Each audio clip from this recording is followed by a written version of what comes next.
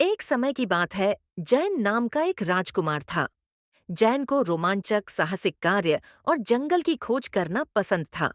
एक दिन वह घने जंगल में खो गया। बेसिल नाम का एक दयालु भालू उसे भटकता हुआ मिला। बेसिल दूसरे भालुओं के विपरीत कोमल स्वभाव का था। उसने जैन को घर का रास्ता ढूंढने में मदद करने की पेशकश की। जैन और बेसिल एक साथ जंगल से होकर चले। बातचीत करते हुए वे अच्छे दोस्त बन गए। बेसिल ने जैन को जंगल के रहस्यों के बारे में सिखाया। उन्हें महल की ओर जाने वाला एक गुप्त रास्ता मिला। जैन ने बेसिल को गर्मजोशी से आभारी हक देकर धन्यवाद दिया। उसने बेसिल से हर हफ्ते मिलने का वादा किया।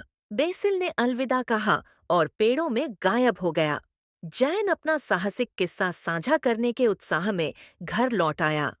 राजकुमार ने दोस्ती और दयालुता का मूल्य सीखा और इस तरह जैन और बेसिल की दोस्ती हमेशा के लिए मजबूत हो गई।